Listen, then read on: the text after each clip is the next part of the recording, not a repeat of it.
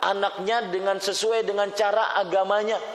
Akhirnya anaknya tersebut dibawa ke tempat ibadahnya. Itu uangnya dari saya, Ustaz. Apakah saya termasuk berbuat kesyirikan atau tidak? Harus takut, Pak, Bu. Kita termasuk harus takut.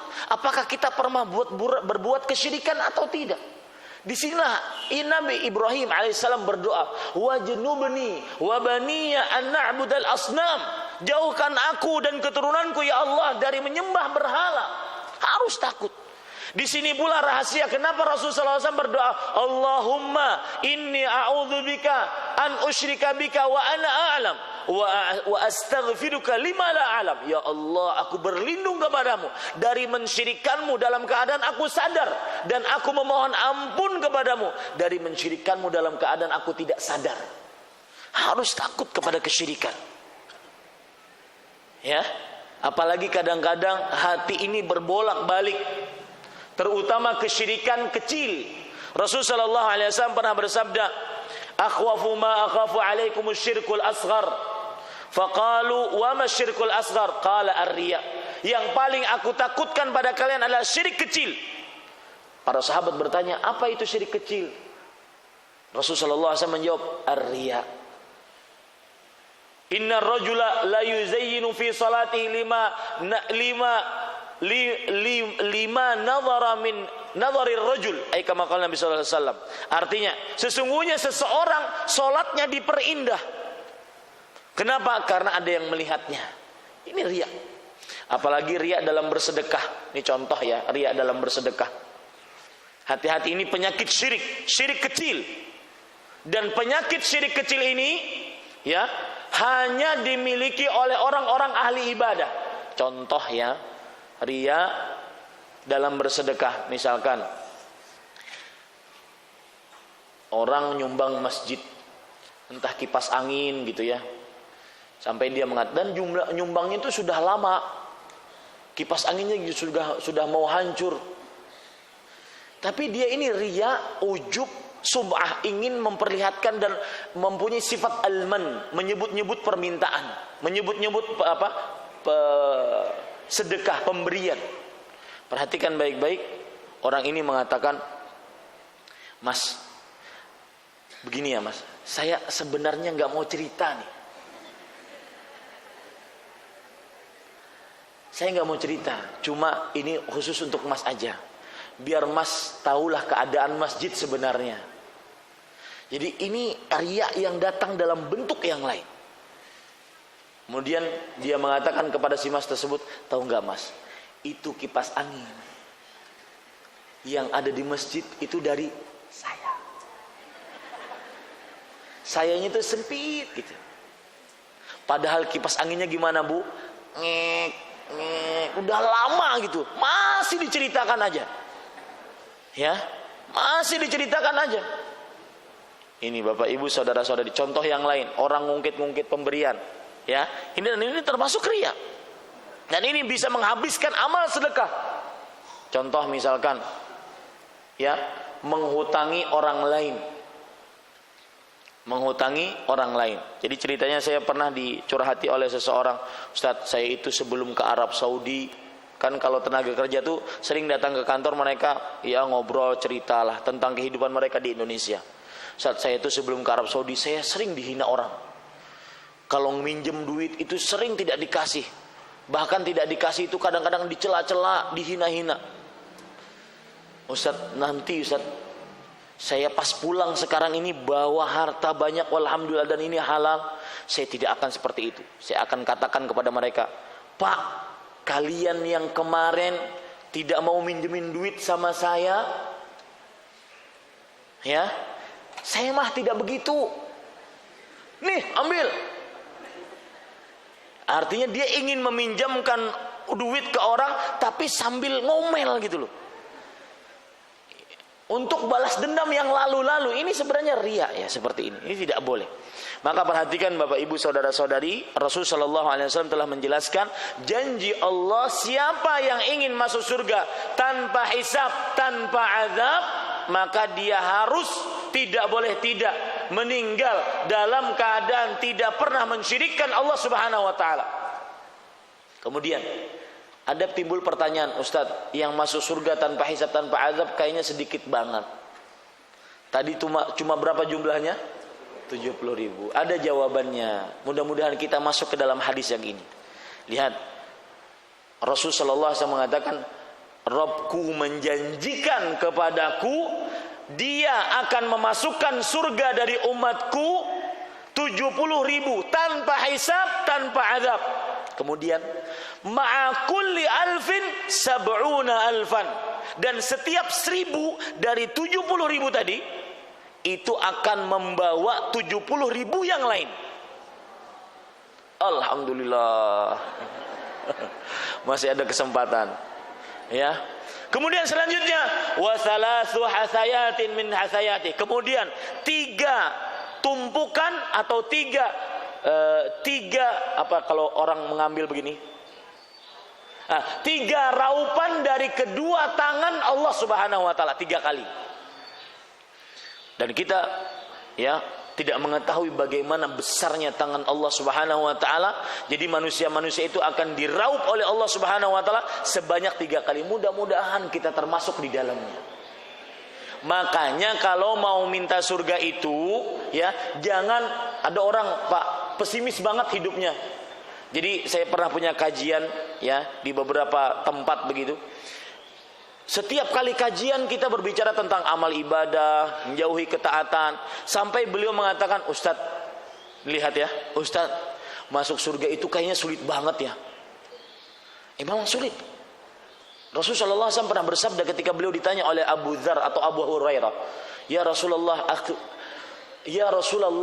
dullani ala amalin yudkhilnil jannah wa yubaiduni minan nar. Wahai Rasulullah, beritahukan kepadaku amalan yang memasukkanku ke dalam surga, menjauhkanku dari api neraka. Kata Rasul sallallahu alaihi wasallam, laqad sa'alta an 'azim. Sungguh engkau telah bertanya tentang sesuatu yang berat. Berat dia, masuk surga itu berat. Rasul sallallahu alaihi wasallam pernah bersabda dalam hadis riwayat Muslim, huffatil jannatu bil makarih. Surga itu diliputi dengan sesuatu yang berat, yang dibenci oleh manusia. Harus bangun subuh, lagi enak-enaknya tidur harus bangun subuh, harus menjaga matanya nggak boleh jelalatan, harus menjaga tangan, jangan mengambil harta yang bukan miliknya, harus menjaga mulut, tidak boleh berucap seasalnya, apalagi menggibah, apalagi ghibahnya internasional. Tahu Pak, ghibah internasional tahu ya? Dasar orang Arab, itu dari mulai Nabi Muhammad SAW sampai sekarang akan minta pertanggungjawaban. Dasar orang Arab pelit-pelit. Saya sering kan berhadapan dengan tenaga kerja, kadang-kadang seperti itu kalau lagi ngurumpi. Dasar orang Arab nih pelit-pelit. Itu mulai zaman Nabi Muhammad sampai nanti akan minta pertanggungjawaban semuanya. Itu namanya ghibah internasional. Dasar orang Madura begini. Itu semua orang Madura, mulai zaman Majapahit. Maka jauhi ya ghibah internasional. Kemudian perhatikan, kemudian Rasulullah sallallahu alaihi wasallam, maka orang ini kayaknya, Ustadz, kayaknya masuk surga itu sulit banget. Boleh nggak kita bercita-cita masuk surga tapi nggak usah tinggi-tinggi karena sulit amalannya. Emperan surga aja Ustadz, boleh nggak gitu? Karena dia sudah pesimis terhadap dirinya gitu. Maka hati-hati ya. Sifat seperti ini tercela di dalam Islam. Coba lihat Rasulullah SAW bersabda, Fas'alul firdaus, mintalah kalian surga firdaus, fa innaha a'lal jannah. Sesungguhnya dia adalah penghuni dia adalah surga yang paling tinggi. Jangan remehkan diri sendiri, Pak. Kenapa kita tidak pernah minta kepada Ya Allah, masukkan surga saya tanpa hisab, tanpa azab. Dan bukan nyoba-nyoba loh ya. Jangan-jangan Allah mau menerima nih. Jangan. Yakin mintanya. Ud'u, dalam hadis riwayat Tirmidzi, ud'ullaha wa antum muqinuna bil ijabah fa innallaha la yaqbalu du'aan min qalbin lahin ghafil. Berdoalah kalian kepada Allah dalam keadaan kalian yakin dikabulkan oleh Allah. Sesungguhnya Allah tidak akan menerima doa dari hati yang lalai, terlena dan lupa. tidak yakin kepada Allah Subhanahu wa taala, minta kepada Allah agar dimasukkan ke dalam surga tanpa hisab, tanpa azab. Janji yang lain, Pak. Kita menyebutkan janji yang lain. Rasulullah sallallahu alaihi wasallam, Allah Subhanahu wa taala berfirman di dalam Al-Qur'an, "Wa qala rabbukum ud'uni astajib lakum. Innal ladzina yastakbiruna an ibadati sayadkhuluna jahannama dakhirin." Perhatikan. Surat Ghafir ayat 60. Surat Ghafir ini biasa disebut juga surat Al-Mu'min. Ayat 60. Allah berfirman, lihat janji Allah ya.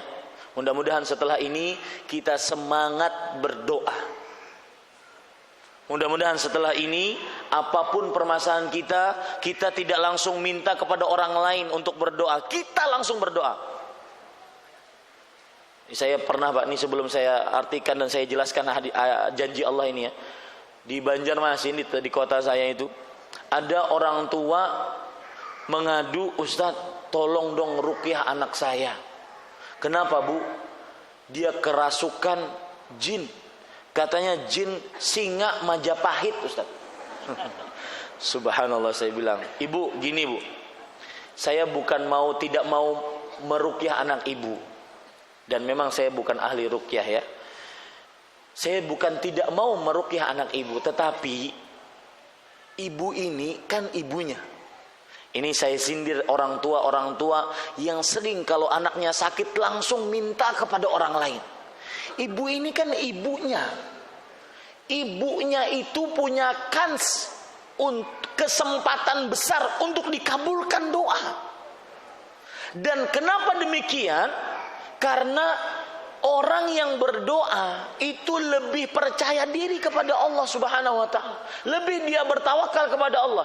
Pak, Bu, bagaimanapun kalau kita minta didoakan kepada orang lain, itu pasti ada sedikit kita berharap dari orang tersebut. Betul apa betul?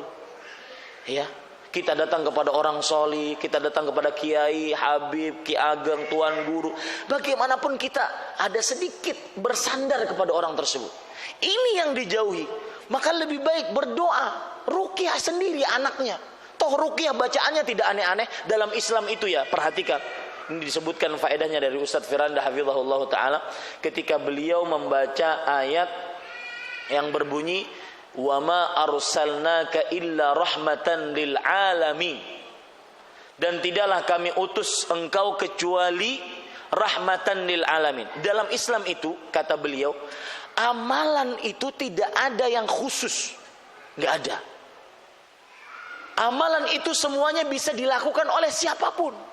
Maka kalau ada orang ngasih amal yang khusus-khusus, ya, ini tidak boleh diamalkan kecuali untuk si fulan, ini tidak boleh diamalkan kecuali untuk golongan ini, itu berarti bukan rahmatan lil alamin. Ya, seperti misalkan zikir-zikir. Katanya kalau zikir la ilaha illallah wahdahu la syarikalah, itu zikirnya orang awam. Kalau zikirnya orang khusus, itu Allah. Kalau zikirnya orang very important person, orang khawasul khawas, orang khusus, itu hu. Nggak ada dalam Islam. Bahkan saya pernah dapati orang berzikir, subhanallah, aneh cara zikirnya. Saya yakin itu Rasulullah nggak pernah mengerjakannya, saking anehnya. Astaghfirullah.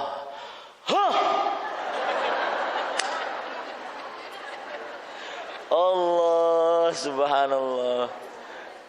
Bapak, ibu, saudara-saudari, ini dari mana amalan seperti ini? Kok zikir marah-marah? A'udzubillah.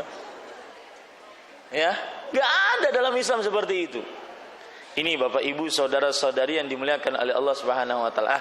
Kembali ke permasalahan tadi, bahwasanya tidak ada amalan yang aneh-aneh, itu nggak ada. Makanya saya katakan kepada Ibu, Bu, bacaannya mudah, Bu. Cuma baca Al-Fatihah, Qul huwallahu ahad, Qul a'udzu birabbil falaq, Qul a'udzu birabbin nas. Kalau Ibu mudah, suka ataupun lancar baca Al-Qur'an, bacain surat Al-Baqarah. Satu surat. Ya, dan baca surat Al-Baqarah bagi orang yang lancar, walhamdulillah, orang yang lancar minimal 1,5 jam selesai. Ya, terutama lagi ulang-ulang Bu 2 ayat terakhir dari surat Al-Baqarah. Itu saja bacaannya, tidak ada yang aneh-aneh. Jadi yang namanya ruqyah itu nggak ada yang aneh-aneh. Islam itu nggak ada yang ini bacaan ini tidak boleh dibaca orang lain, bacaan ini khusus untuk baca ini, nggak ada. Nah makanya saya katakan ya, kepada orang tua, yakin dengan janji Allah tadi. Surat Ghafir ayat berapa tadi? 60. Allah berfirman, wa qala rabbukum ud'uni astajib lakum. Rabb kalian berfirman, berdoalah kalian kepadaku. Ku di sini Allah. Maka astajib lakum. Lihat kata-kata astajib itu dalam fi'il, dalam ilmu bahasa Arab itu namanya kata present atau fi'il mudhari atau kata yang sekarang terjadi. Apa faedahnya? Artinya orang yang berdoa kepada Allah astajib lakum, langsung dikabulkan oleh Allah. Apalagi ini dari orang tua.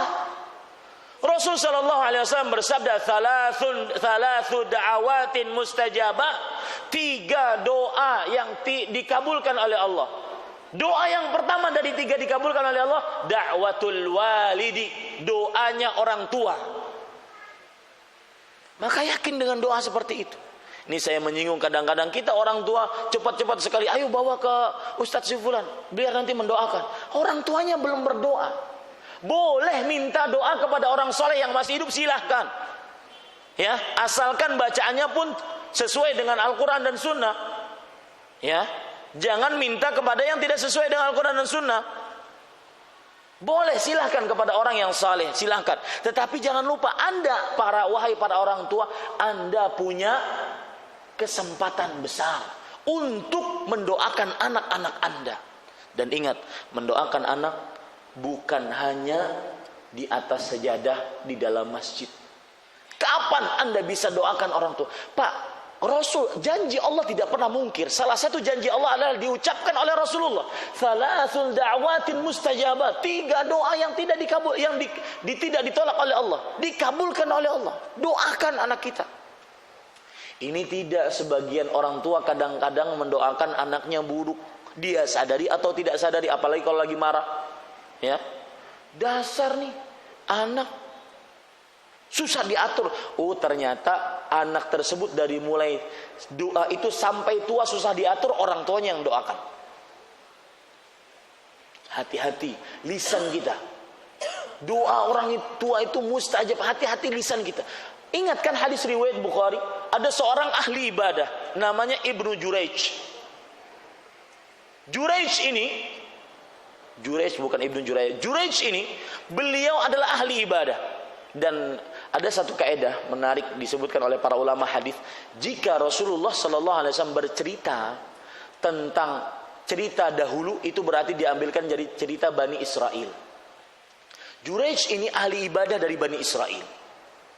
Beliau setiap kali sholat Allahu Akbar, kemudian setelah selesai sholat, dan itu sholat sunnah, bukan sholat wajib, beliau dipanggil oleh ibunya, wahai Jurayj, kesini, saya memerlukanmu. Beliau berkata kepada Allah Subhanahu, ya Allah, ibuku atau sholatku. Lihat, diganggunya lewat sini, ibuku atau sholatku. Jadi ahli ibadah itu diganggu lewat begini-beginian. Ya, seakan-akan dia ini ibadah yang paling benar, padahal itu keliru. Akhirnya dia tetap sholat. 3 kali dipanggil ibunya kesal. Ibunya berdoa, Allahumma la tumithu hatta yara wujuhal mumisat.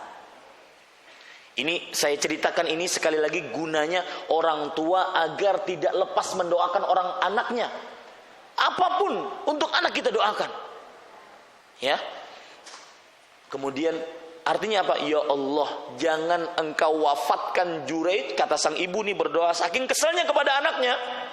Ya Allah, jangan engkau wafatkan Jurayj sampai si Jurayj melihat wajah-wajah wanita pekerja seks komersial, para pelacur.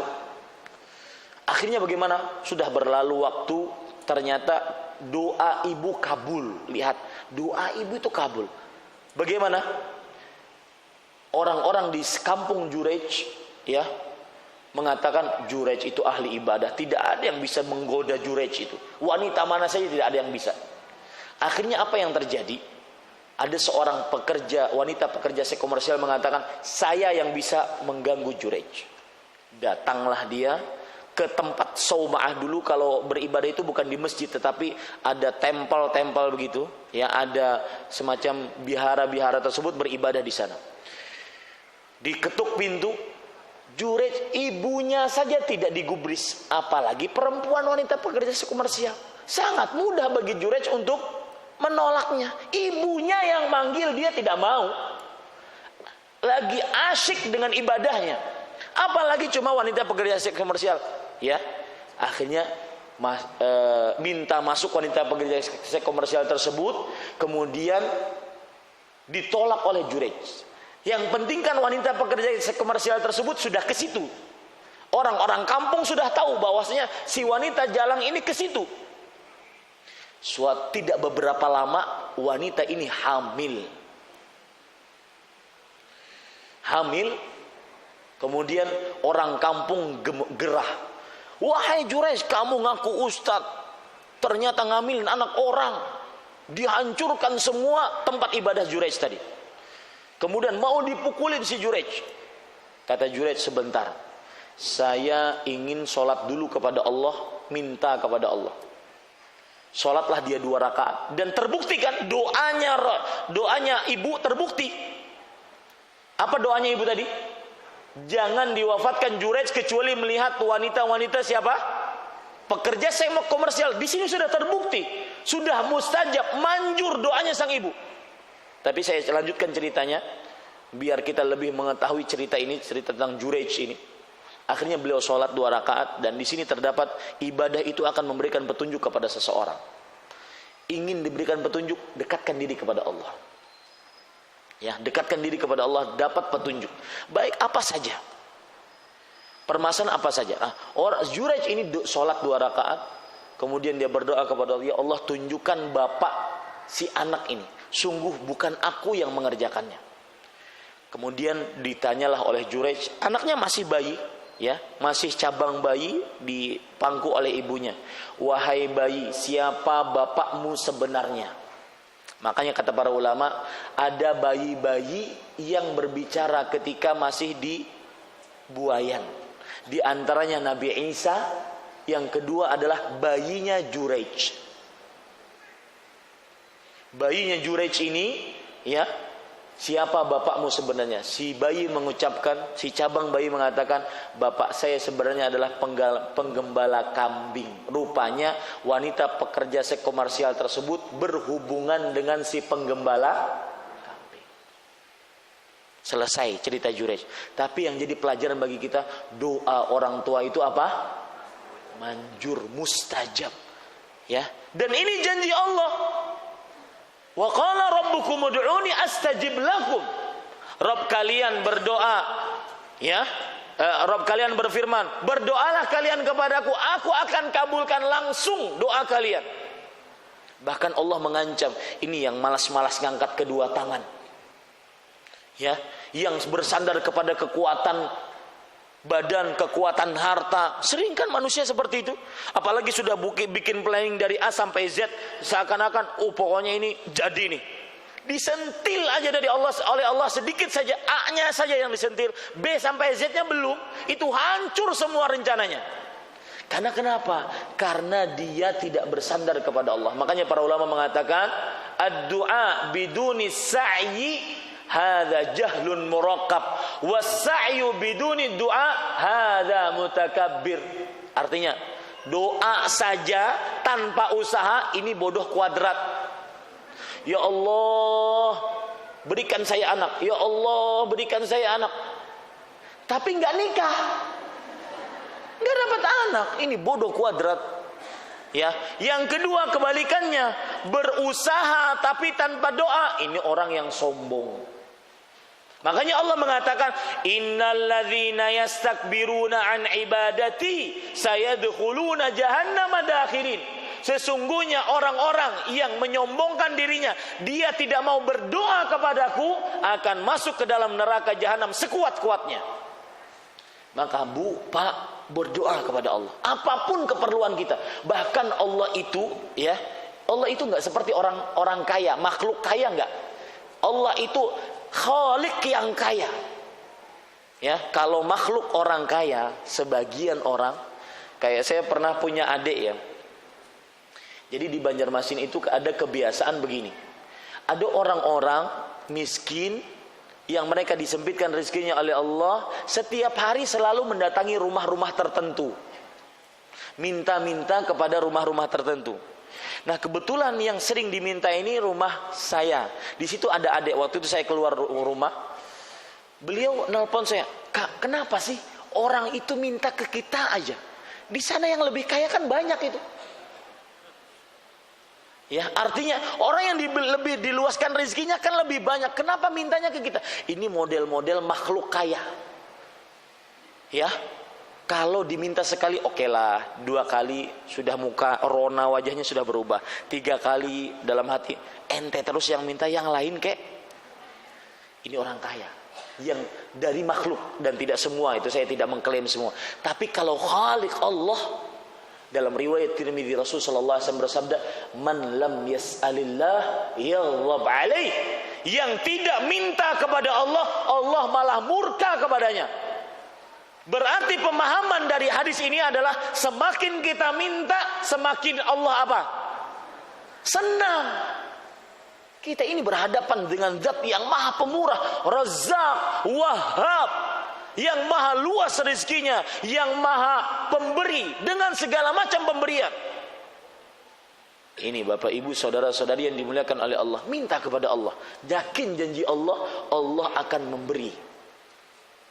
Kemudian janji Allah yang lain ya, dalam hadis riwayat Tirmidzi. Ini sampai jam berapa ini? Saya habis ini ke Rawamangun loh.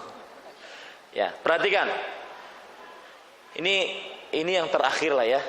Hadis riwayat Imam Ahmad. Janji Allah. Silahkan tulis janjinya. Yang meninggalkan sesuatu karena Allah akan digantikan oleh Allah dengan yang lebih baik. Yang meninggalkan sesuatu karena Allah, dia tinggalkan itu karena dia takut kepada Allah. Dia tinggalkan itu karena maksiat, dia tinggalkan. Allah akan menggantikannya dengan yang lebih baik. Sebelum saya ucapkan dalilnya, saya ingin memberikan contoh. Ada orang bekerja Pak di Arab Saudi, teman saya waktu itu kerja di alat-alat berat. Dikerja di alat-alat berat itu seperti perusahaan-perusahaan berat ya, bulldozer yang seperti itu. Tugas dia mengisi oli. Oli itu kalau seandainya garansi, oli harus dari perusahaan terkenal ini.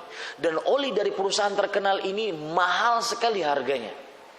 Nah, manajer dari kawan saya ini mengatakan, "Mas, jangan diisi yang asli, biarkan oli yang biasa aja." Tujuannya apa? Kalau asli kan nanti dia tidak dapat untung si manajer ini. Kalau palsu dia akan apa sih namanya itu? Dia akan dia akan balik keuntungannya yang penting kepada dia. Makanya si teman saya ini mengatakan kepada Ustaz, kayaknya saya ini kerjanya nggak tenang Ustaz. Kenapa? Karena saya dituduh dusta, dituduh menipu, disuruh menipu. Sama, saya juga punya teman kerja di bengkel-bengkel. Jadi kalau seandainya sebenarnya yang rusak itu cuma ban belakang, tapi ya akhirnya dikasih oli minyak-minyak begitu. Ini rusak juga nih, ban depan juga. Nipu. Dan itu disuruh manajer. Orang tersebut curhat ke saya, Ustaz, kayaknya saya nggak tenang kerja seperti ini. Anak istri saya seakan-akan saya makani dengan harta yang haram. Gimana ya Ustaz? Saya katakan, Pak, harus ada nahi mungkar. Harus ada, Bapak harus melarang akan kemungkaran. Bilang ke manajer, ini tidak boleh, ini haram hukumnya. Beliau mengatakan, Ustaz, manajer saya mana tahu yang haram yang halal, lawang dia orang kafir. Maka saya bilang, kalau begitu istikharah sama Allah. Kalau memang benar harus meninggalkan, tinggalkan karena Allah yakin janji Allah, Allah akan menggantikan dengan yang lebih baik. Pulang dia, sebulan, 2 bulan, saya tunggu kabarnya. Bulan ketiga dia nelpon, Ustadz saya sudah pulang ke Indonesia, saya sudah resign kerja di sana. Saya pulang ke Indonesia, alhamdulillah saya di sini dapat kerja lebih halal, lebih bagus, lebih nyaman untuk keluarga saya dan saya. Lihat, janji Allah nyata. Siapa yang meninggalkan sesuatu karena Allah, dia tidak jadi melakukan itu karena takut kepada Allah, maka Allah akan gantikan yang lebih baik dari apa yang dia miliki sekarang. Contoh, seorang perempuan kerja di luar rumah, tapi kalau kerja itu harus memakai rok setengah paha, maka saya katakan kepada si perempuan tersebut, tinggalkan karena Allah Subhanahu wa taala. Allah akan menjadikan yang lebih baik. Yakin itu. Allah Subhanahu wa taala akan menjadikan yang lebih baik. Apa dalilnya? Hadis riwayat Imam Ahmad. Rasul sallallahu alaihi wasallam bersabda, "Innaka lan tad'a syai'an ittiqa'an lillah illa 'awwadakallahu illa abdalakallahu khairan minha." Sesungguhnya engkau tidak meninggalkan sesuatu karena takut kepada Allah. Nih perhatikan, yang kadang-kadang menghalalkan segala cara untuk hanya mendapatkan 100.000, 200.000, 100 juta, 2 juta. Menghalalkan segala cara, tinggalkan itu karena Allah, maka Allah akan jadikan yang lebih baik. Gantikan yang lebih baik untuk kita. Itu janji Allah. Kadang kan ada orang masuk ke dalam hadis Rasul riwayat Bukhari. Ya'ti 'alan nasi zamanun la yubalil mar'u ma akhadha minhu aminal halal aminal haram. Akan datang kepada manusia suatu masa, seseorang tidak memperhatikan apa yang dia ambil, apakah yang halal, apakah yang haram. Tidak memperhatikan. Yang penting sampai ke tangan saya berarti halal. Yang belum sampai berarti haram. Dengan cara apapun sampainya. Orang seperti itu, mau menipu, mau oplos, mau memalsukan, ya, penting sampai ke tangan saya. Maka tinggalkan itu karena Allah, Allah akan gantikan yang